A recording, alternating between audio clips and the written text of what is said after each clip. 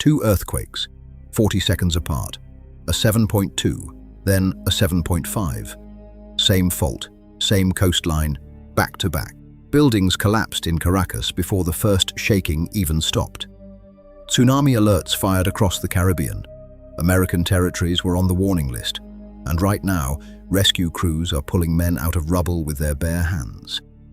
But the story underneath this earthquake is bigger than Venezuela, and it does not stop at any border. Part 1. What just happened? At approximately 6:40 this morning, the ground off Venezuela's northern coast ruptured. Not once, twice. A magnitude 7.2 struck first. Then, 40 seconds later, before the shaking had even stopped, a magnitude 7.5 hit almost the exact same location. The epicenter sat near Morón, a coastal area between Falcón and Carabobo states, roughly 100 miles west of Caracas. For the men inside Venezuela's capital when this hit, this was not one earthquake. It was a morning where the ground refused to agree to stop moving. The first jolt threw people off balance, knocked things off shelves, sent that cold spike of adrenaline through every chest in the city. And then, just as the pulse began to settle, it came again, harder. Buildings in the Altamira and Los Palos Grandes districts of Caracas began to collapse. Cell service went down across affected areas. The airport closed. Emergency crews moved in while aftershocks were still rolling through the ground beneath them. And within minutes, the US Geological Survey issued something that should have made every person in the Caribbean pay immediate attention. A tsunami alert, covering a 300-kilometer radius from the epicenter, flagging Venezuela, Curacao, Aruba, and initially Puerto Rico and the US Virgin Islands. American territories. The Puerto Rico alert was later cancelled.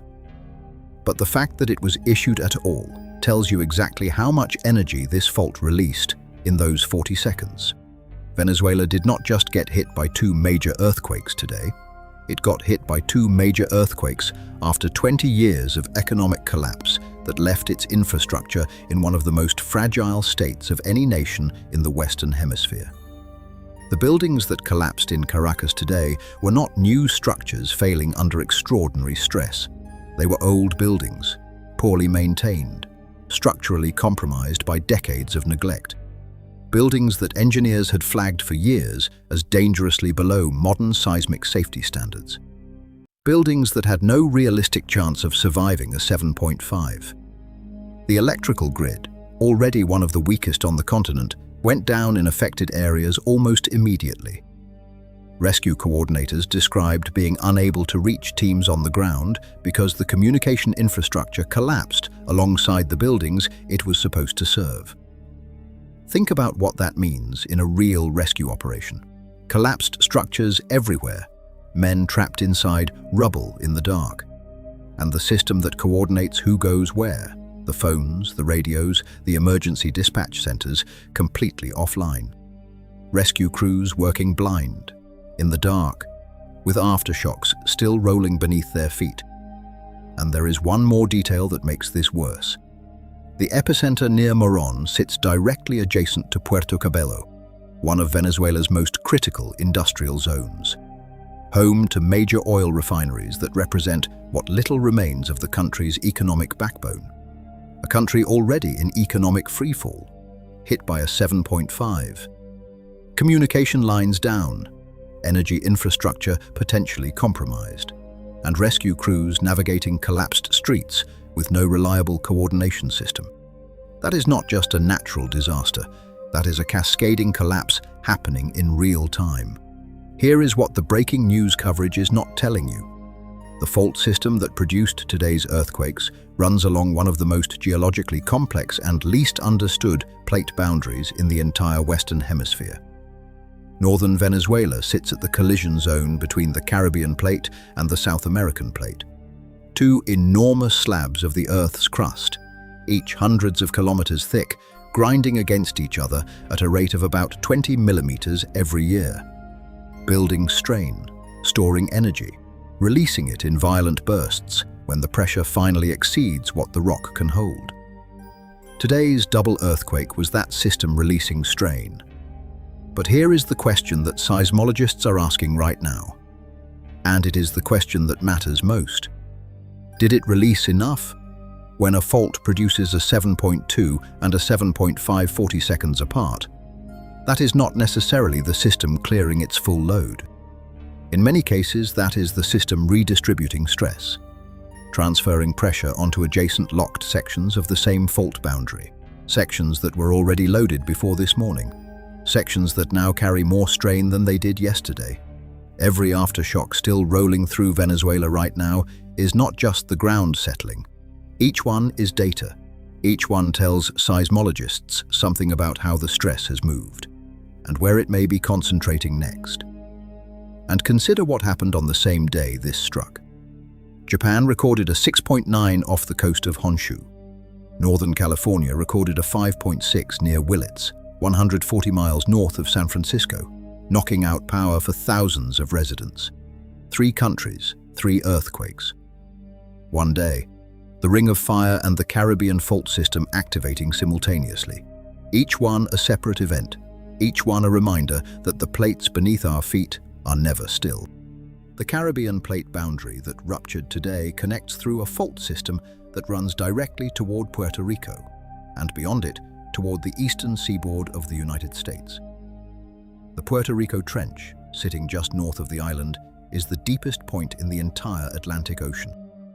It drops to nearly 28,000 feet below the surface, and it sits directly above a fault capable of producing earthquakes significantly larger than what struck Venezuela this morning.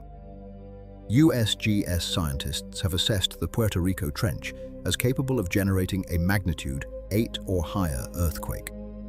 The tsunami that would follow such an event would travel toward the US East Coast at speeds exceeding 500 miles per hour. Not the West Coast, the East Coast, a coastline with no tsunami warning culture, no public evacuation drill history, no widespread understanding of what to do when the ocean suddenly pulls back before a wave arrives. Cities like Miami, Jacksonville, Savannah, Charleston, built on low-lying coastlines with populations that have never once been told what a Caribbean tsunami looks like, or how little time they would have to respond. Today's earthquake near Venezuela, and the tsunami alert that briefly covered American territories this morning, is the clearest reminder this fault system has sent in years. The Caribbean is not a quiet region. It never was. 2 earthquakes, 40 seconds apart. Right now, rescue crews in Caracas are searching collapsed buildings for survivors. Communication lines are down. The airport is closed. Aftershocks are still coming. And the full picture of what this 7.5 did to a country with crumbling infrastructure has not yet come into focus. The death toll, when it arrives, will reflect 2 things at once: what the fault did, and what 20 years of economic collapse left behind for the fault to find. Venezuela needed its buildings to hold today. Most of them were never built to. But beyond the rescue operation, beyond the rubble and the downed power lines and the closed airports, the fault system that produced today's double earthquake is still loaded, still transferring stress, still moving at the same speed, in the same direction, with the same indifference it has maintained for millions of years. The Caribbean plate does not pause for recovery. It does not wait for infrastructure to be repaired, or buildings to be rebuilt, or populations to be warned. It simply keeps moving. Today was a reminder of what this fault is capable of. The question, the only question that matters now, is whether the people living above it, including Americans on territories that received a tsunami alert this morning, will treat it like one.